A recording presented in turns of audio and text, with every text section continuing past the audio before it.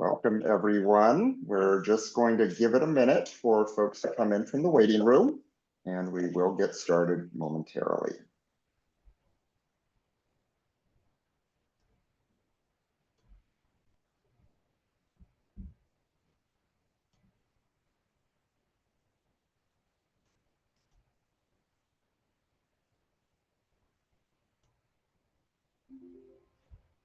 Okay, welcome everyone to this LF Energy webinar on Giza, addressing edge interoperability at the meter. I'm Dan Brown with LF Energy, and I will be giving a quick introduction before we turn over to our expert speakers today.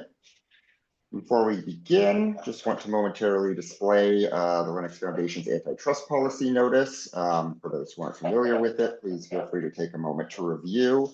And there is a link here displayed if you have any questions about this policy. Here's our agenda for today. We'll make some introductions and then proceed through a number of presentations. At the end, there will be time for Q&A. I want to flag that if you have questions, there is a Q&A button in your Zoom interface. Please click that button and submit the questions in writing. You can do that at any time during the webinar. We're not going to go over the questions until the end, but feel free to submit them at any point. When we get to the end, we will get through as many questions as we have in the time available. So with that, I'll introduce our panelists. We have Mo Al-Ahman from Southern California Edison, Marissa Hummon from Utilidata, and Matt Hubbard from Portland General Electric. Mo is going to be kicking us off. So with that, I'll turn over to him. Thanks, Dan. Good morning, everyone, or afternoon or evening, wherever you may be.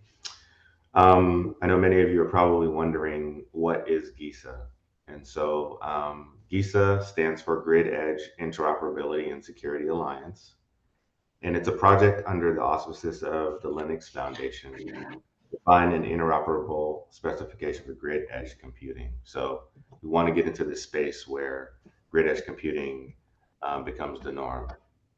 And so I won't read the mission or the vision here, but GEISA was really created to address an interoperability gap in AMI 2.0 and distribution automation solutions. So existing edge computing and distribution or distributed intelligence offerings, even when they use open source components, are vendor specific and effectively proprietary. So we were trying to get away from a lot of that using the GEISA foundation here, or under the auspices of the Linux Foundation. But GEISA is the project that allows for that interoperability on the grid edge. If we can go to the next slide, we'll talk a little bit about interoperability and some of its benefits, but it's not new to the utility industry. And I think there are several examples of where interoperability has been used in the past. So historical examples include agreeing to AC versus DC, for example, and that's known as the War of the Currents, standardizing on frequency, voltage, plugs in sockets, etc. More recent examples include DLMS COSIM, which is pretty standard in Europe today. We're trying to bring this to North America, IEEE 1547, and then also IEEE 2030.5 as well. So interoperability doesn't happen when there's an existing dominant infrastructure that's difficult or costly to replace, and or when existing formats have clear technical advantages that open alternatives are unable to replicate, right? So the idea here is, interoperability is not new, and we want to realize it with, AMI 2.0. So we can go to the next slide. I'll talk a little bit about some of the benefits that exist with edge interoperability. Supply chain security, as many of you know, the pandemic interrupted, and I think this image here is of the coronavirus, right? So it interrupted supply chains worldwide. Changes in tariffs and trade policies have the potential to sort of upend outsourcing arrangements. To that end, we don't want to be locked into one particular vendor or one particular thing. And I think that's really, really important in the way of interoperability. It allows us to be much more flexible um, when we go out and procure product and we're operating on the grid edge. A single source of supply is just simply not acceptable. We need options so that we can ensure that we can continue to serve our customers no matter what's happening in the world. And I think that's the intent um, of this benefit here. The next slide speaks to, if we can go to the next one, unlocking innovation.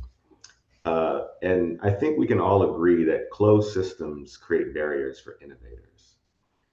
Innovation is huge in this particular environment. And we want a really, really open system for all of our vendors to participate.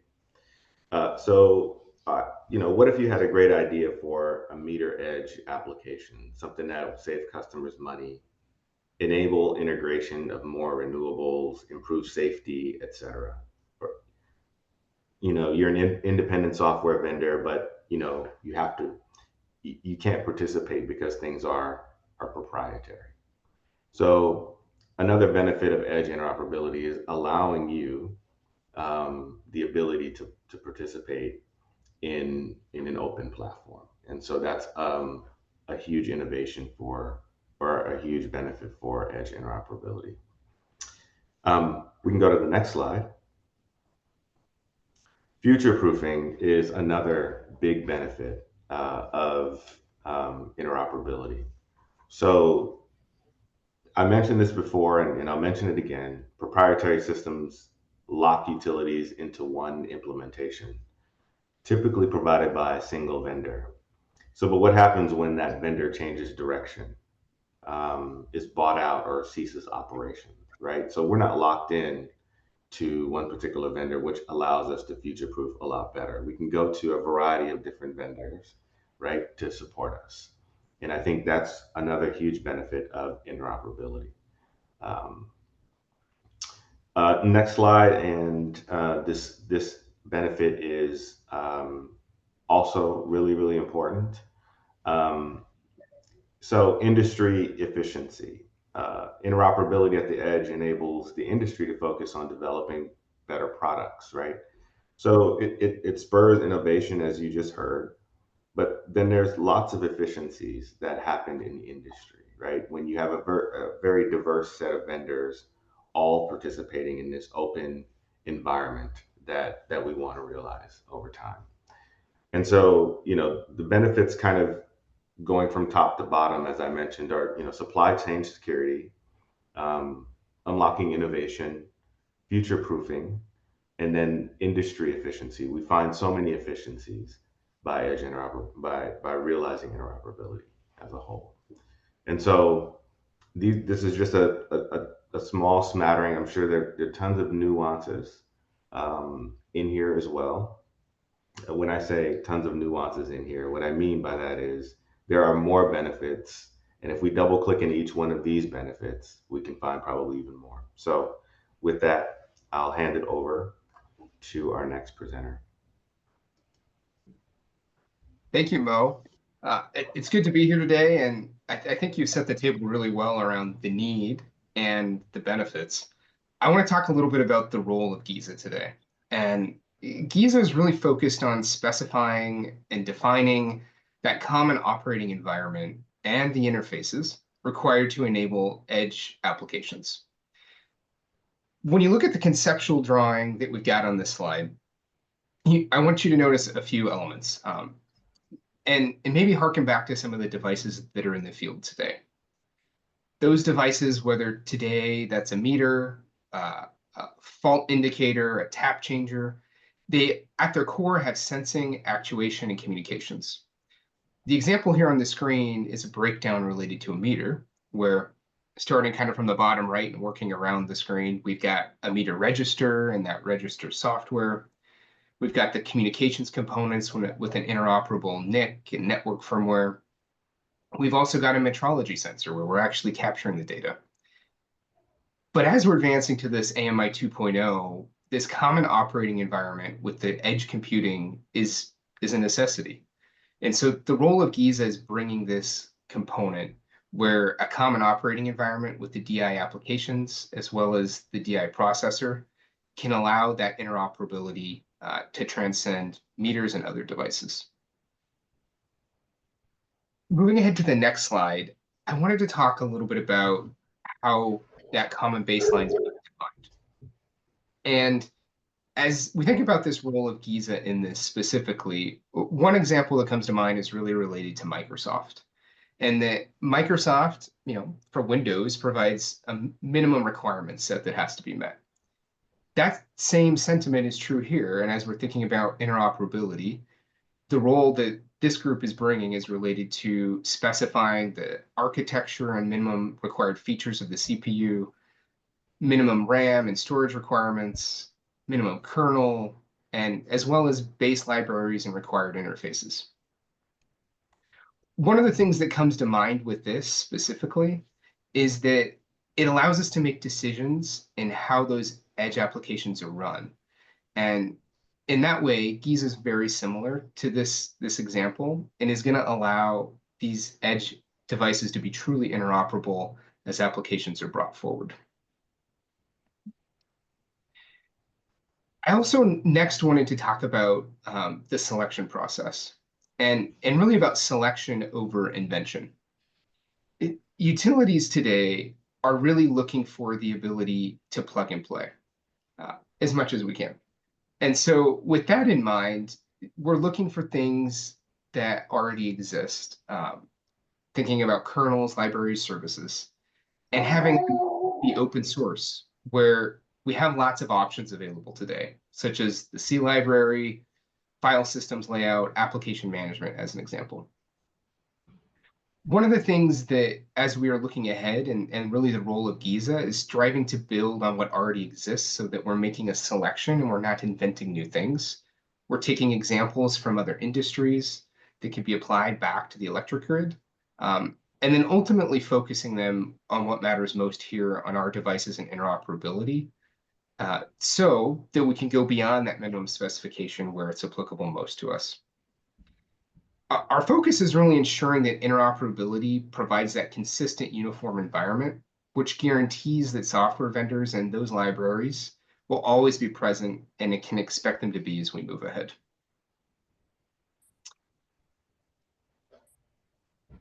One of the things that we've also been thinking about around the role of Giza is enabling the ecosystem. Interoperability can then unlock innovation, and Giza is really here to help enable that ecosystem that drives the innovation behind it. By providing clear definitions as that actually ensure that interoperability, providing attestation through conformance testing, and ultimately developing a community that can continue to evolve the specifications as they need. This allows new products to be brought to market. And some of the things that come to mind here are really related to elements that vendors are already using, whether that's an ARM CPU, Linux, other applications. These are components that are meant to enable that ecosystem as we move through that selection process. And ultimately, one of Giza's roles is to make it easy and as easy as possible for software vendors to write and deploy applications across many different devices. So going back to that conceptual layout again with that multicolored kind of meter diagram a minute ago, we want to ensure that if an application is brought for one vendor's platform under the Giza ecosystem, it can be used for a different meters platform, or it can be then ported over to a different type of device entirely on the system. The last thing I wanted to highlight today is around industry assurance. And specifically, as we look ahead, the picture on the screen actually kind of says it all. This picture is from IBM from the 1960s. And one of the quotes that comes to mind is that no one ever got fired for buying IBM. This is true. And although IBM maybe wasn't the most innovative, they were very solid in what they could deliver. And teams didn't want to risk their career into something that was unproven when IBM could do it very, very well. In a similar instance here, IBM didn't need to reinvent the wheel. They had a consistent baseline that could be grown from. And so as Giza looks ahead and we have industry assurance in the work that we're doing, we want to be able to purchase this similar architecture in this edge computing space, where as we make investments today and the applications grow, the hardware grows, we have that similar architecture and consistency from a minimal specification design in place, things that address security, uniformity, and doing so in a visible manner. And ultimately, that vendors and utilities can invest knowing that there's this industry-wide commitment as we move ahead for really long-lasting technology. I'm going to wrap up there and actually pass it to Marissa to talk about a platform perspective from Utilidata. Thanks, Matt. I'm the Chief Technology Officer for Utilidata, and we're a longstanding member of the Linux Foundation and LF Energy. And I wanted to probably end up saying exactly what Mo and Matt have said, but just from a different perspective. And so if it seems repetitive, I apologize for that. The kind of the first thing I wanted to hone in on was that besides the characteristics of supply chain and trying to work across a bunch of different technologies, the actual characteristics of the grid make distributed computing a challenge. And so things like the fact that this is critical infrastructure, it needs to operate, extremely reliably in rugged physical conditions. Those devices have to last a really long time. They have to be able to handle a wide variety of corner cases, as well as, handle the normal operations really well. Even under inconsistent communications, and then, last but not least, we need to be really cost effective. In order to, as a technology platform vendor, in order to really meet all of those requirements, it is really important that the community agree on a set of specifications or requirements to cut down on the amount of extraneous choices and/or choices that are driven by one particular, utility implementation. So having this community led by utilities that really know their stuff, technology vendors that have a lot of experience in this, makes it much more efficient and cost effective for us to develop solutions, and hopefully for you guys for utilities to deploy those solutions. In addition, I think as we move from, trying to operate these, I think initially inside of meters to additional kinds of equipment, we want to make sure that it is easy for the utility to manage how distributed computing gets pushed out across a wide variety of devices, how that information is used or even, created local actions, and how that information then is collected back into their system so that it's part of overall grid operations. It's a big shift for the industry to move from passive devices at the edge of the grid to devices that are part of real-time grid operations. But that perspective or that impact is it's the big impact that can really drive us to be able to utilize our existing assets more effectively. Go to the next slide. I want to take a minute and just describe a little bit of Utilidata's background and why we're here. About 10 years ago, we deployed our first set of embedded analytics in substations. And to this day, we still run real-time power flow operations out of substations. And when I joined in 2018, we started pushing towards the edge of the grid because without the information from the edge of the grid, it was really hard to optimize power flow. You had to make a guess as to what was happening. Your guess had to be conservative, and therefore your actions had to be conservative. If you have clear visibility about what's going on, you can operate the system much closer to its limits. Therefore, you can get a lot more out of it. We wrote some applications for metering platforms at that time, and then partnered with NVIDIA to bring a step change in compute to the grid. And that really forced us to think about the elements of the platform that would allow for sophisticated applications to run on the grid. And I think this is what Utilidata brings into the GEISA environment. And before this, we had another project with Energy around super advanced metering.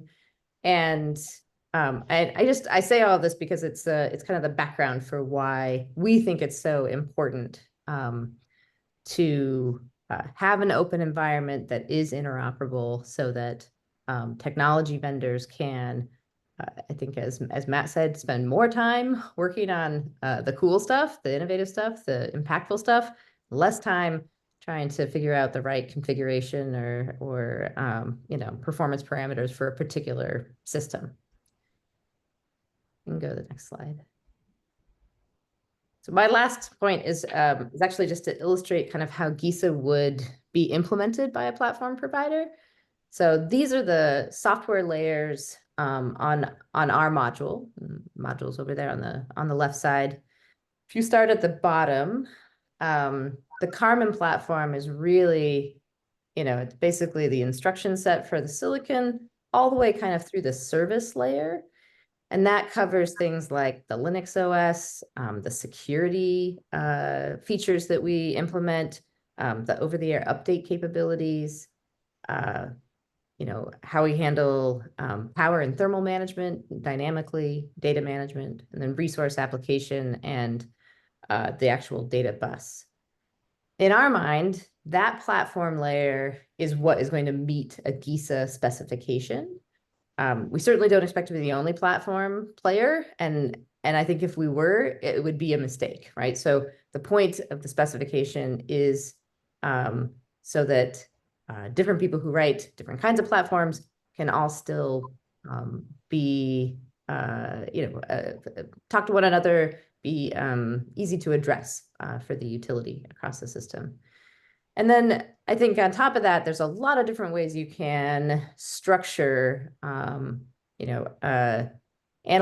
and applications, but by having a consistent application isolation mechanism and application management system, you really allow technology vendors, way beyond Utilidata, to develop really innovative things. It should be easy to put them into a container, be easy to put it onto the device. And it should be able to go in a meter or in an EV charger or another kind of device at the edge of the grid as part of the overall ecosystem. The last thing I want to say is that our platform today is deployed on an NVIDIA chip, so it's got GPU processing capabilities, and I actually think it's good to, I think that the way GEISA is going about this is really important because it does not specify a single type of hardware or a single set of specifications, but a minimum set. And so the specification should allow us as technology vendors to take full advantage of hardware that goes beyond that minimum set, while still staying in compliance with that specification. I think that's really important to allow that diversity of compute environments that will satisfy different needs and have different lifetimes. That's where I'll end, and I'll pass it, I think, over to Michael. Indeed. Thank you, Marissa. So I'm Michael Garrison Stuber, one of the members of the technical steering committee for the GEISA effort. And I'm going to go through some of the technical details about the GEISA work that's been done thus far. The committee has been working since Q4 of last year. We had a face-to-face in January, and we've been working on making a number of foundational technical decisions related to the GEISA specification. From a hardware standpoint, as Marissa was saying, GEISA is about specifying a minimum environment with the expectation that vendors can provide different environments to meet different needs. I think historically, when we think about metering, it's often been one size fits all. with the exception of, is it a Form 12S or 2S or transformer rated meter? As we look forward, we think about the different needs on the grid. We may want to have simpler meters for certain installations and more complex, sophisticated meters that are able to do additional interactions with behind the meter devices or additional monitoring of power conditions based on their position in the grid or the assets that happen to be at that given service point. From a hardware standpoint, we are specifying the ARM-A7 platform as a foundation. Certainly more robust CPUs with more cores and more capabilities could be part of devices. We're also specifying 512 megabytes of RAM and a gigabyte of storage. There's a foundational assumption that there's at least one network interface. And that network interface is utility facing, but there certainly could be additional network interfaces, for example, a home area network interface that's consumer facing. There's also a foundational assumption that there's a sensor of some sort. GEISA is about grid edge computing, and we're expecting that we have something that is letting us see what's going on within the grid. Beyond that, there may be actuators, for example, a contactor that's typical in most AMI meters. There could also be environmental sensors. And we need to think about other types of devices, fault indicators, load tap changers, as well as more advanced metering devices. The new Form 43S meter, for example, potentially has multiple actuators, one for each service, and potentially has multiple sensors as well.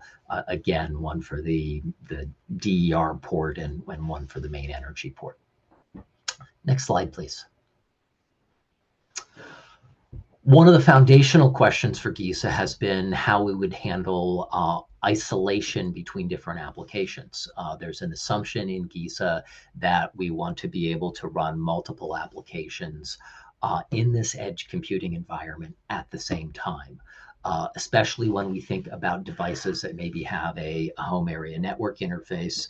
We may have applications that are customer facing that need strong isolation from applications that are related to grid operations, both from a security standpoint, as well as utilities may source these from different vendors, and we want to make sure that, if there's a defect in the software where it causes the, one application to crash, it doesn't impact the other applications running in the environment.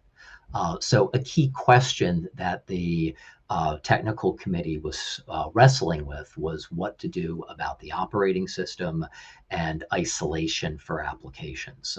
We looked at different options, including hypervisors, running applications natively, as well as different variants on containers, and virtual execution environments like a JVM.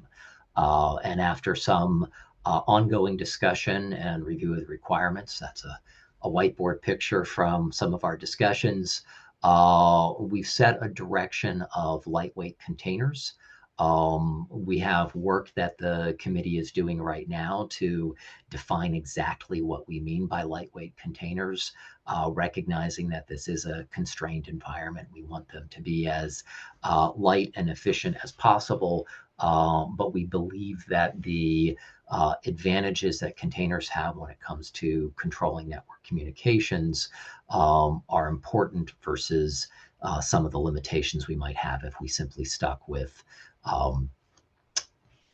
native applications. Next slide, please. Application management is also a critical thing for GEISA. We need the ability to deploy applications to the devices, start them, stop them, purge/reset them when customers move in and move out if there's customer-specific data that the application has collected. And we need a way of doing that uniformly across a cross-section of devices. One of the foundational goals of GEISA is to be able to obtain applications from independent vendors, and to be able to deploy those applications on a cross-section of different devices that may have different capabilities.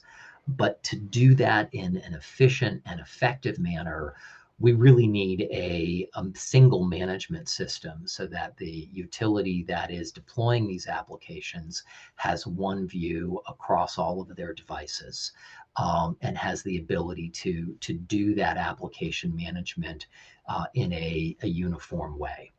We also need uniform security mechanisms with that, so that as we're rolling out applications to devices, we know that we have done that securely with the full authority of the utility, and that we're not stuck with security being a barrier to interoperability. Go to the next slide. Thank you. APIs are going to be a foundational part of GEISA as well. This is one place that we may have to do a minor amount of invention. As Matt noted, this is really a selection process. There's a lot of things out there that do what we need to do. And most of the work of GEISA is saying, we're going to do it this way so that it's consistent, and so that developers that are writing for the GEISA environment always know what to expect. When we start getting into APIs for register data, metrology data, sensor data, and for that matter, actuators, that's a place where there is less pre-existing implementation that we can select from. And this is a place where we may have to do some invention. However, we will be really focused on starting from what already exists in the industry. For example, the DLMS UA has an edge working group that is working on defining the interfaces between edge environments and the meter. We're looking at that and want to adopt that as part of the GEISA specification, and wherever we can use things that exist, that is our focus. From an implementation standpoint, the expectation is that the GEISA effort will provide an initial stub for the APIs that vendors that are interested in providing an implementation can start from if they choose, but that the APIs will be sufficiently well defined that clean room implementations can be done as well. Next slide, please. So the last aspect of the technical is the question of conformance. If we go ahead and create a specification that folks can say, oh yes, I comply to, but there's no way of validating that, we really end up having interoperability in name only. We need a implementation that implementers, that is platform providers, that software providers, and that utilities can all validate conforms with the specification. To that end, the GEISA effort will be creating a conformance testing application. That'll be an open source application that will be available on the LF Energy Git environment. And we expect that we'll continue to iterate on that conformance testing application as we develop the specification. The idea here is that an implementer of a platform can download that conformance testing application and run it in their environment and see if it passes for the things that the conformance testing application validates. If a vendor of applications is having a challenge, they potentially can run that application against the environment and see whether there's any place that the environment isn't conforming. And if utilities want to go ahead and check a product that they're looking at to purchase, they could download that conformance testing application and run it. There isn't any sort of conformance organization or user association for GEISA.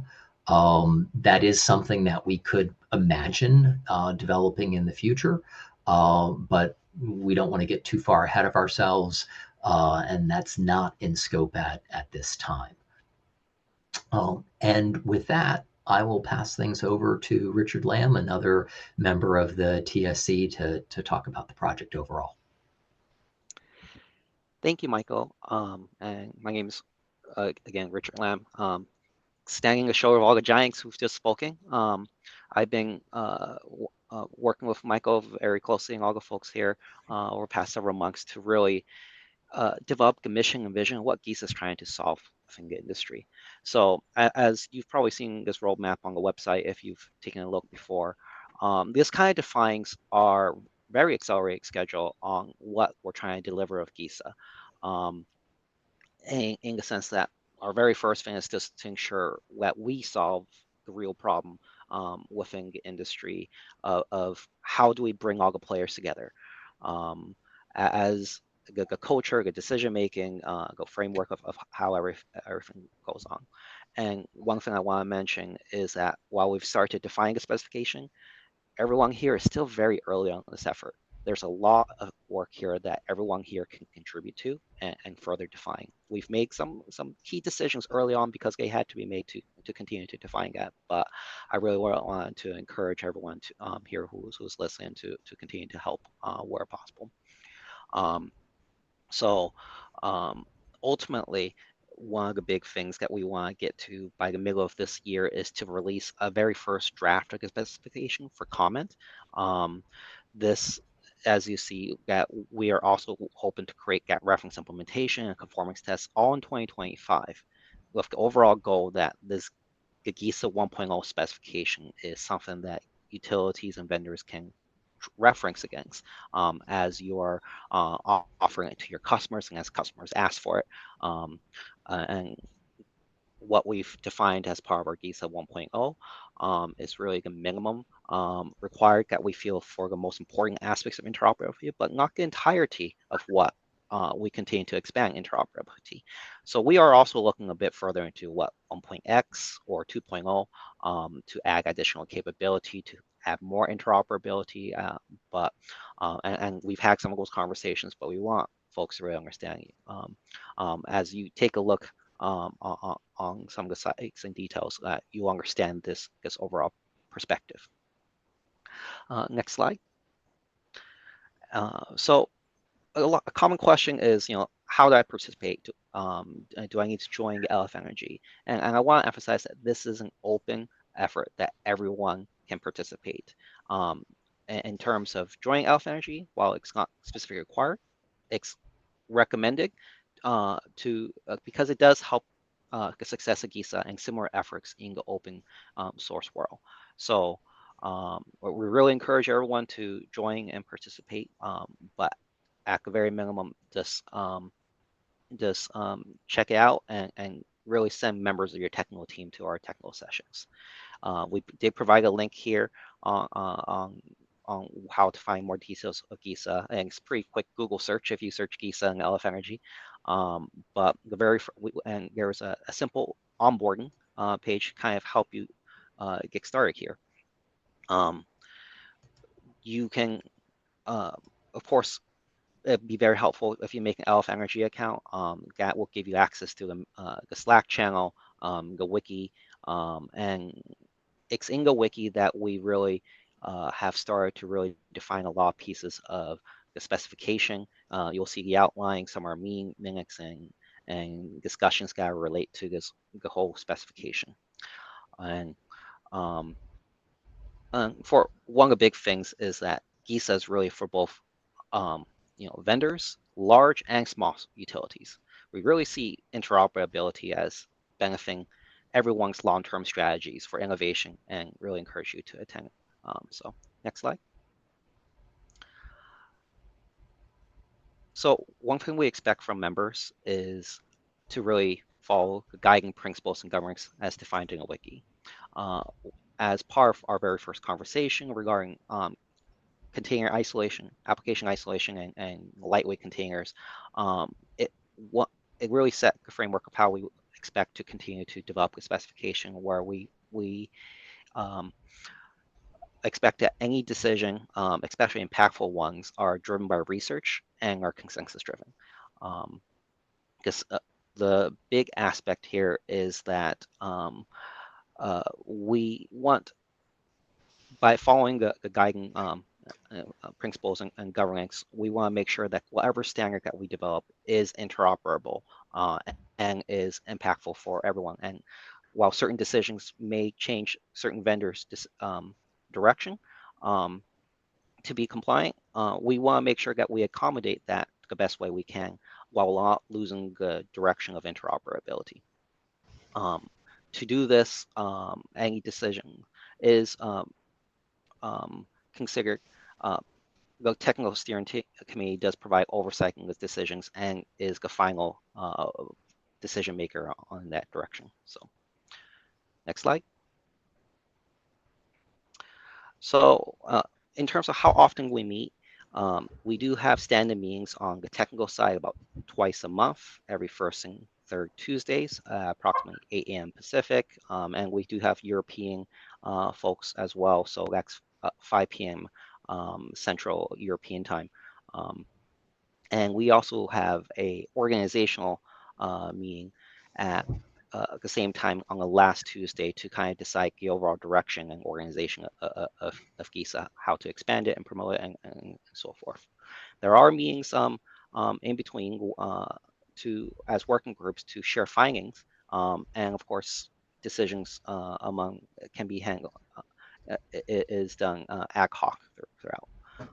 As mentioned previously, we had a face-to-face, our very first face-to-face technical workshop, which you can see the recording of, as well as details of what occurred in that meeting in January. But we expect our next face-to-face will be at Distributech, where we'll continue to promote GEISA across the wider industry. And that has been scheduled, but we also expect at least one more face-to-face on the technical side before the release of the first specification. So I hope to see you all at some of these meetings, and I'll now transfer to Dan to kind of introduce us to the Q&A. Thank you, everyone. I hope that everyone enjoyed the presentation. We will now have some time for questions. So I do see that we have already received some.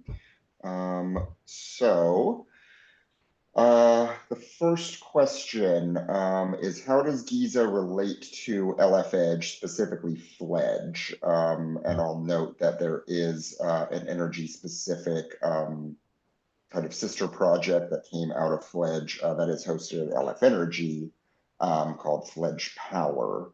I know that it relates to edge applications, particularly for substations.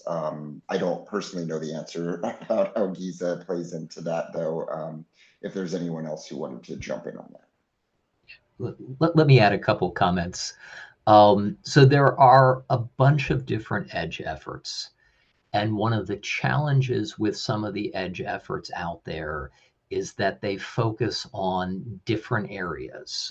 So for example, Project Margot has some really excellent work that they're doing specifically related to edge computing in industrial environments, programmable logic controllers, things like that. We did a survey of different edge computing environments.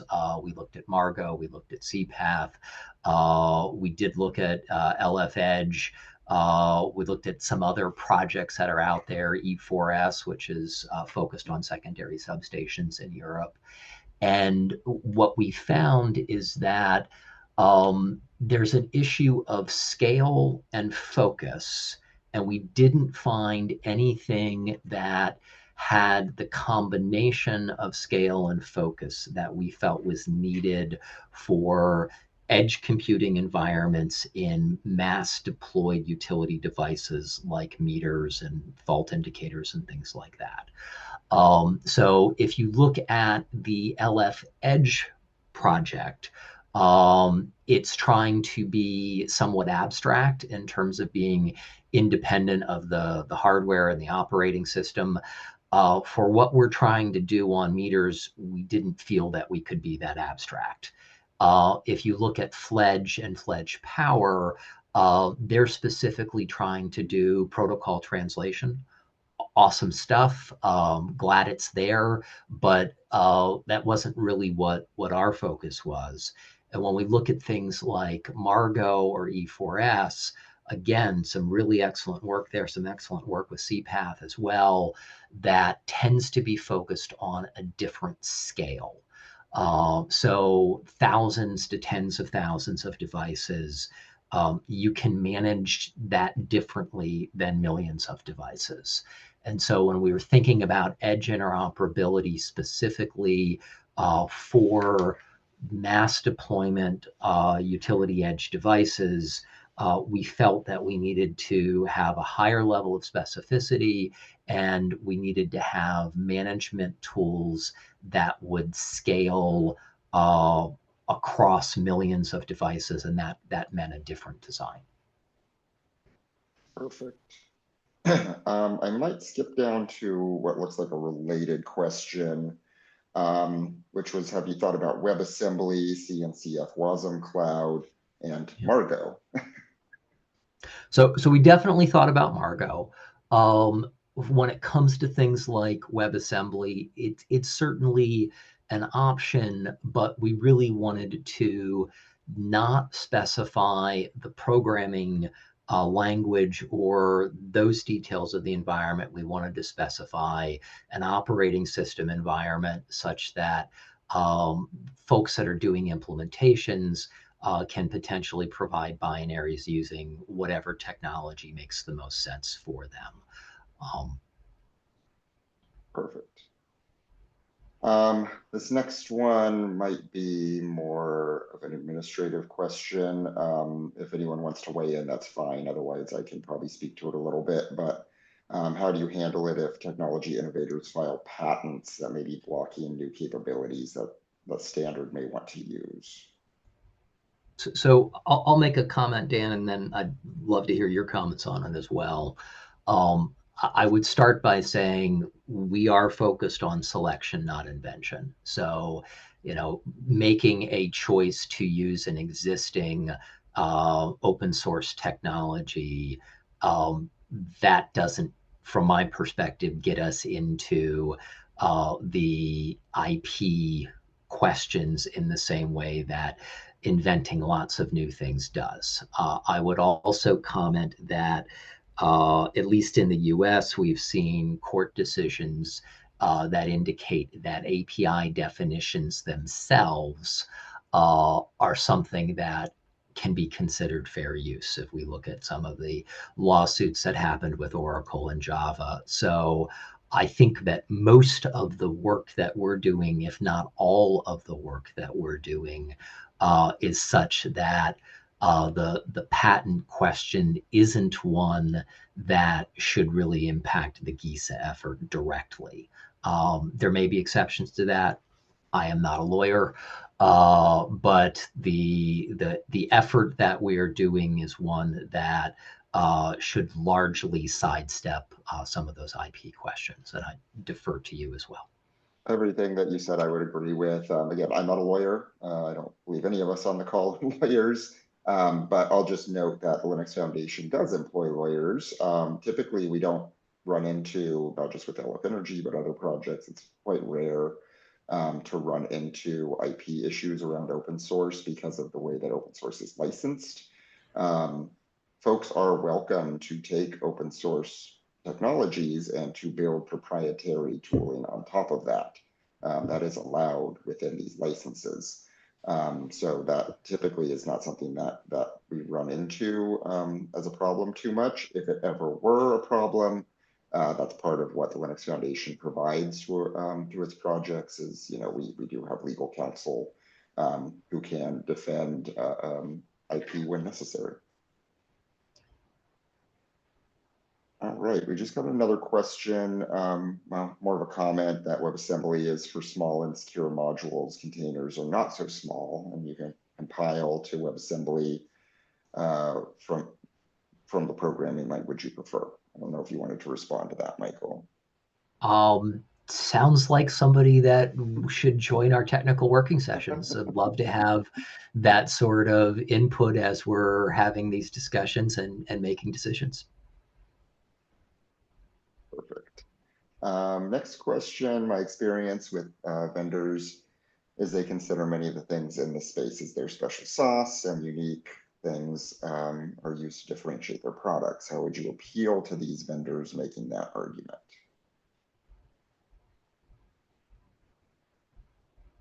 So I don't know, maybe Marissa, maybe that's something you would want to weigh in on from more of a vendor perspective.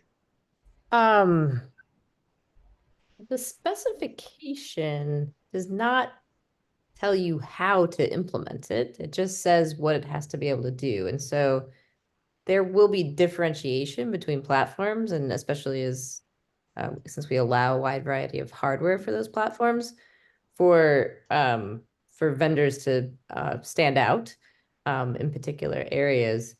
I think in particular, this specification does not say or constrain application development. If anything, it actually encourages that special sauce in applications to kind of flourish. So as a technology vendor, I'm not worried at all about the specification reducing our uniqueness in the field. I think if anything, it makes us being unique in the field is not always good. It's much better to have a community and ecosystem that's all moving in the same direction, so that there's a diverse group of players that the utility can select from to meet a particular use case. I think competition makes the sauce more special too, right, Marissa? So Yeah. it's to your point. Yeah. Agreed. Have we thought about engaging smaller market meter vendors to join? I think absolutely. Yeah, in some ways, it'll be even easier for them to participate because the specification allows them to not have to create custom solutions for individual utilities. And I would say generally, our meetings are open. We encourage folks to get involved. Yeah. Agreed. Large or small, like everyone's welcome. Yeah. How's the committee addressing the balance between cost implications of device requirements and standardization, the maturity of utilities moving away from legacy solutions, and the associated rate making and regulatory pressures?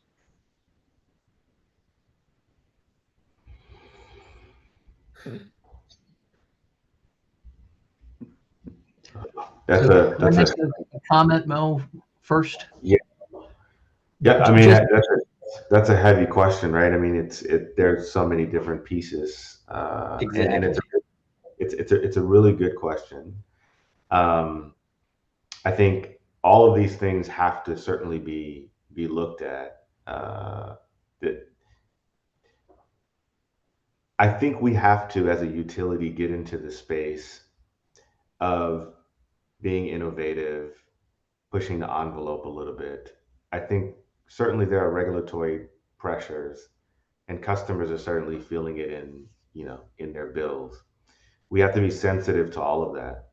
But I think there's an opportunity here for us to even talk to our regulatory partners in whatever state you live in, to try not to convince them, but to educate them on the opportunities in front of us with new technologies and open platforms and the like.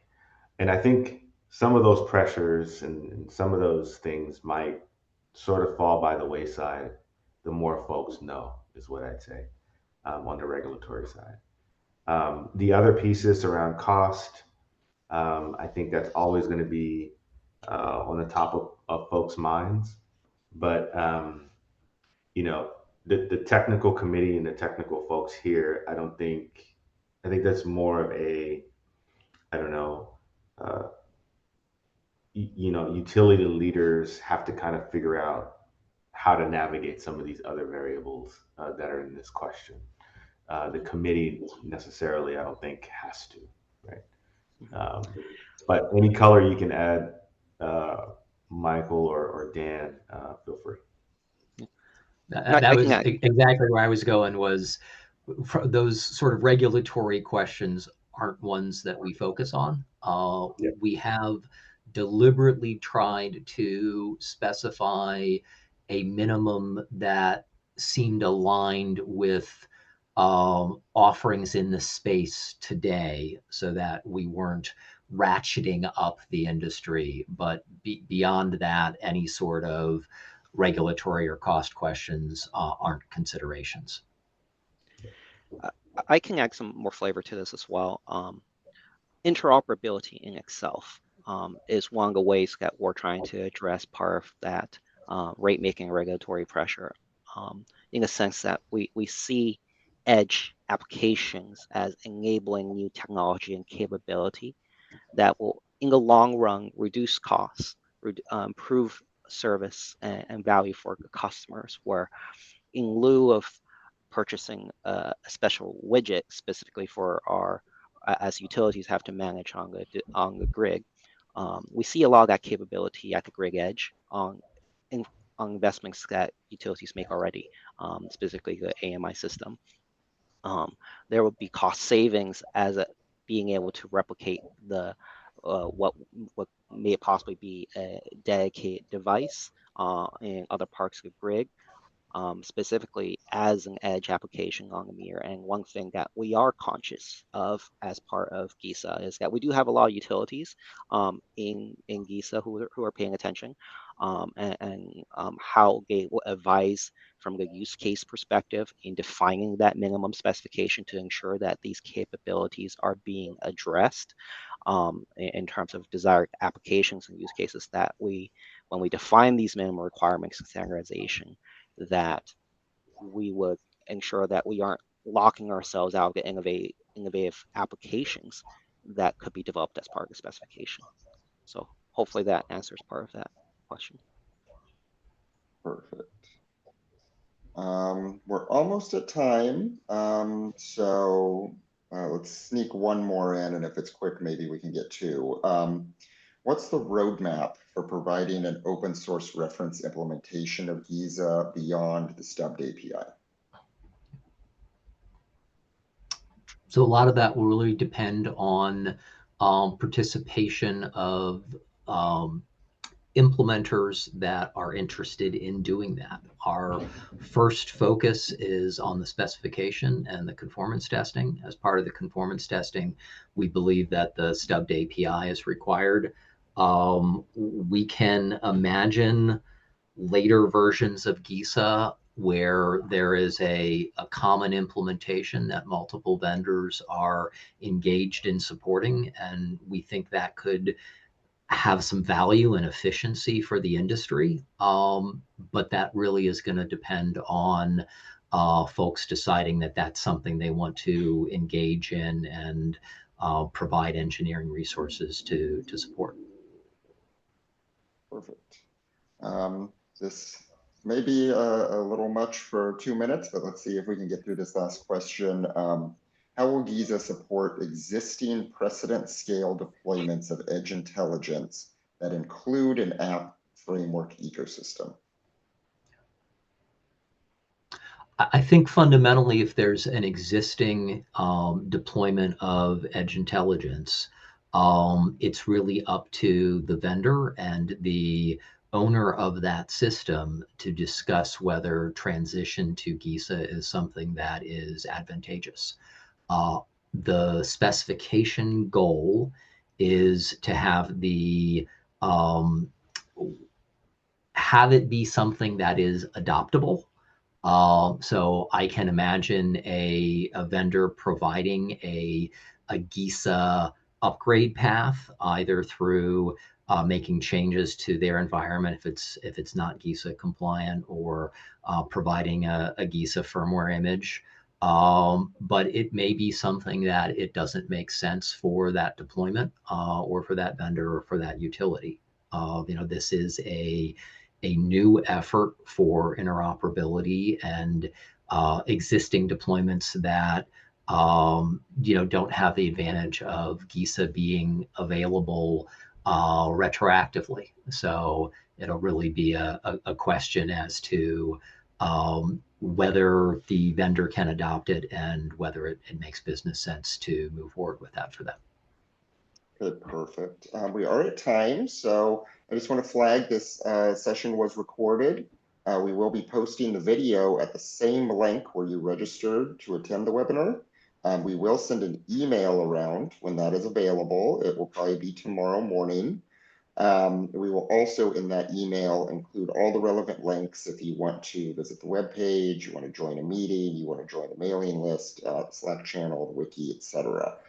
So you'll have all of that information in one place. So with that, I would like to thank all of our panelists for their time today, and all of our attendees for joining us for this webinar, and wish everyone a wonderful rest of your Thursday. All right. Thank you Thanks, all. Dan. Thank you. Thank you. Bye, everyone.